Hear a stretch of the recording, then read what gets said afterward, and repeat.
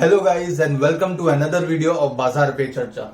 In this video we will look at Nifty 50, Bank Nifty and analysis of two special stock picks. So first let us begin with the overview.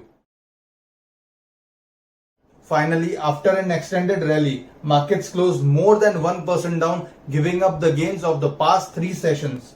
Both the indexes can be seen heading towards their immediate support zone and also some profit booking can be seen before the next leg move up.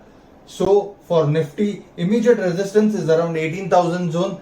Next resistance is around 18,150 zone. Immediate support is around 17,550 and 17,650 zone. For Bank Nifty, immediate resistance is around 39,750 zone. Immediate support is around 38,700 and 38,300 zone. Then the next support is around 38,000 and 37,800 zone. So now let us go on to my screen for more in detail chart analysis. तो guys, जैसा कि आप देख सकते हो this is Nifty का daily chart. अगर आप देखोगे गौर से तो मैंने सारे ट्रेंड लाइंस बना के रखे हुए ऑलरेडी. सो पहला ये वाला ट्रेंड लाइन से हम बात करते हैं. ब्लू कलर का एक इंपॉर्टेंट रेजिस्टेंस जोन था, that is the slanting trend line, जहां पे निफ्टी ने ऑलरेडी 3 बार टच किया था. Let me draw the arrows for you. ये थे 1, 2,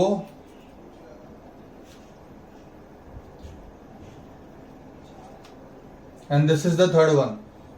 और फाइनली निफ्टी ने ये फोर्थ टाइम के अंदर ये वाला रेजिस्टेंस ब्रेक किया था, ब्लू लाइन वाला, एंड इट हेडेड अपवर्ड्स. तो जैसा कि आप देख सकते हो फ्राइडे को selling came, Nifty give up all the gains from the past 3 sessions और ये रिटेस्ट करने को आ गया अपने ब्लू ट्रेंड लाइन के आसपास. तो we can see that after an exponential rally, अगर आप देखोगे यहां पे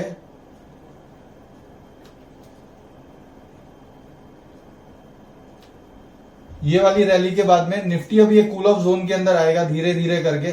तो इमीडिएट रेजिस्टेंस आता है अराउंड 18,000 और 18,150 का levels, and immediate support is around 17,550 और 17,650 का zones. So one should keep a watch on those levels. अगर ये लेवल्स टूटेंगे तभी we are heading for much lower levels, नहीं तो we will just head for a small cool off. Now moving on to the bank Nifty का chart. तो जैसा कि आप देख सकते हो बैंक निफ्टी ने एक बेरिश एंगल्फिंग पैटर्न बनाया हुआ है उसके चार्ट के ऊपर, and it took away last 4 days के गेन्स. तो इमीडिएट रेजिस्टेंस है अभी बैंक निफ्टी के लिए बनेगा 39,750 का जोन, और इमीडिएट सपोर्ट जोन बनेगा 38,700 एंड 38,300 का जोन. तो बैंक निफ्टी अगर ये वाला गैप जो है 38,700 एंड 38,300 का जोन अगर इसको ब्रेक करता है, then we are headed towards 38,000 and 37,800 का जोन. तो as many of us know, जब कैंडलस्टिक पैटर्न्स हम पढ़ते हैं तो जब एक एक्सप्लोसिव रैली होती है और उसके बाद उसकी टॉप के ऊपर जब बेरिश एनगल्फिंग पैटर्न बनता है, तो अगर कोई भी इंडेक्स या फिर स्टॉक अगर उसके लो को ब्रेक करके नीचे की तरफ सस्टेन करता है, then we are heading towards lower levels. तो ये एक एग्जांपल हो गया बेरिश एनगल्फिंग पैटर्न का आप लोगों के लिए.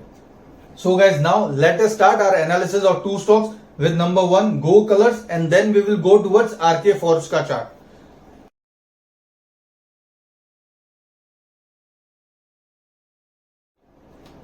तो Go Colors का this is already a trade taken by me on Friday, और ये ट्रेड से मैं किक आउट भी हो गया था.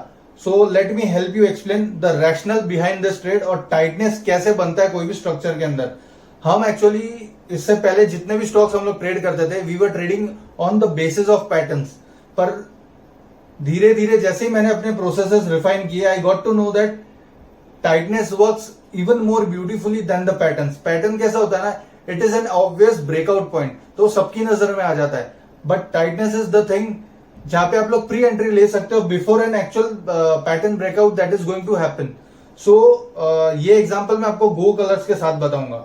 सो this is the daily chart of go colours. अगर आप देखोगे तो पहला अपन देखेंगे प्राइस कंप्रेशन जो हुआ था. इट स्टार्टेड फ्रॉम ये आईपीओ वाला दिन, और ये वाला एक कंप्रेशन है. इस लो को अगर हम पकड़ेंगे तो इट गेव ऑलमोस्ट 36% का इसने पहला प्राइस कंप्रेशन था.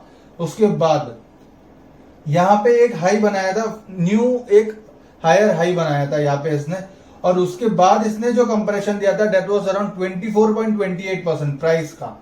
और अभी ये रिसेंटली दिस ब्लू लाइन, ये जो कर्व आपको दिख रहा है, this is the 20-day weighted moving average that I use.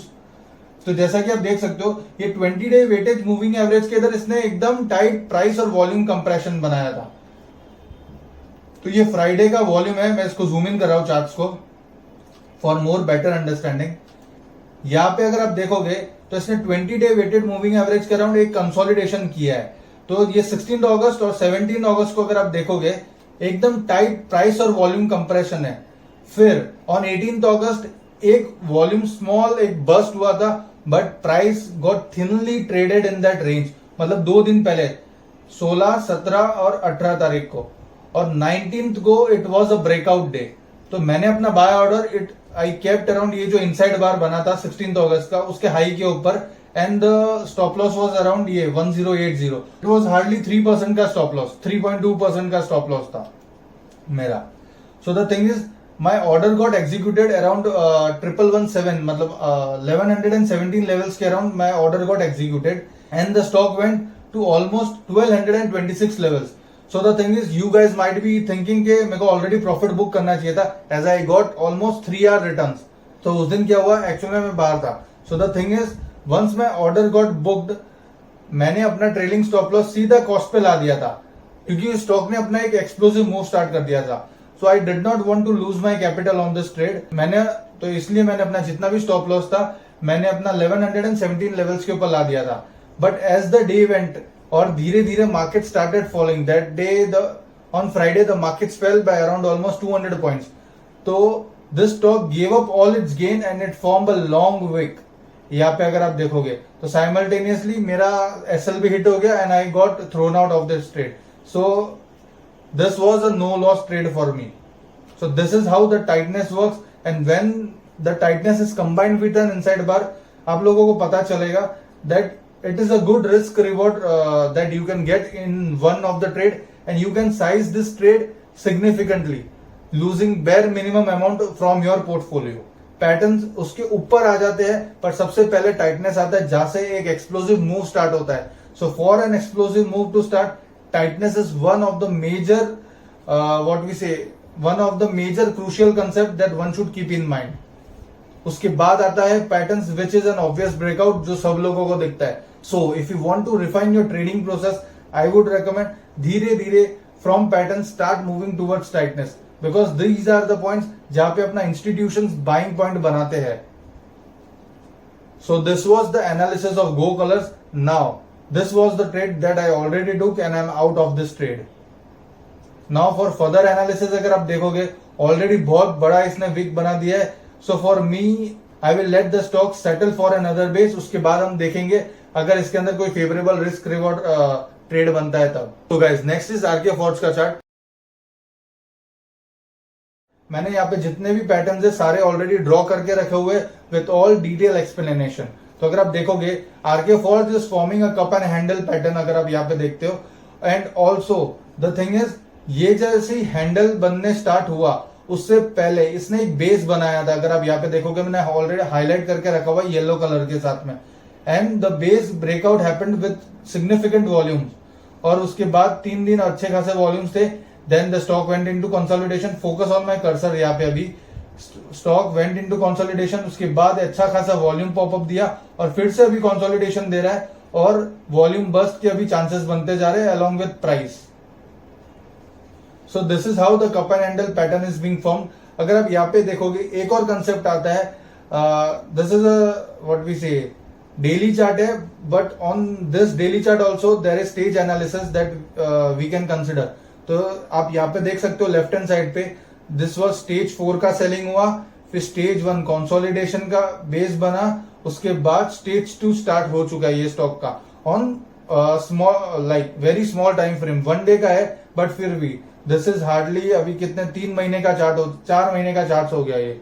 So this is very small time frame as compare to जब हम किसी भी स्टॉक का एक बड़ा टाइम फ्रेम पे स्टेज एनालिसिस करते हैं। तो अगर आप यहाँ पे हैंडल को देखते हो तो एक पेनेंट फॉर्मेशन बना रहा है यहाँ पे हैंडल, और अगर आप लास्ट 2 दिन का प्राइस एक्शन देखते हो तो इट इज कंप्रेसिंग। तो जैसे अगर आप वॉल्यूम्स भी देखोगे प्राइस के साथ में Friday को we got a significant what we say a volume bust over here. Now if the stock moves above 191 or 192 के levels पे, then we can like think of entering this trade keeping a bare minimum stop loss of around 184. मतलब छोटा सा stop loss बनेगा इसके इधर. Guys do remember अभी bull market पहले था, फ्राइडे के मूव के बाद में थोड़ा सा कूल ऑफ हुआ है, so we need to consider the market moves as well. अगर ट्रेड फेड हो जाता है then just move out of this trade. फिर से चांस मिलेगा यही स्टॉक के अंदर या फिर कोई दूसरे बेटर स्टॉक के अंदर, तो हम वापस से ट्रेड लेंगे.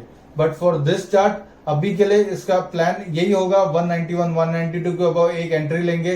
We will aim for at least 3 hour gains in this trade और स्टॉप लॉस धीरे धीरे पहले 184 पे जाएगा stop loss. So as and when the trade will move in our direction, we will move the stop loss towards cost. So no losing money, and yes, taking care that the markets may cool down or may not cool down. अगर cool down हुआ तो we will have to be more cautious regarding this trade. और अगर cool down नहीं हुआ and the stock rallies with the market, then it is well and good. So guys, this was RK Forge का पूरा technical explanation of how the chart structure has been forming. So guys, this is it for this episode. We looked at Nifty, Bank Nifty का analysis, Go Colors that the trade I took उसका analysis, and also a new stock RK Forge का cup and handle, pure technical explanation along with live charts. So guys, if you find this video valuable, do like this video, share this video among your friends, and yes, so do let me know in the comments down below how you find this video and what all technical parameters and price action trading concepts you want to learn. So guys, don't forget to like, share and comment this video. Till then, see you in the next video.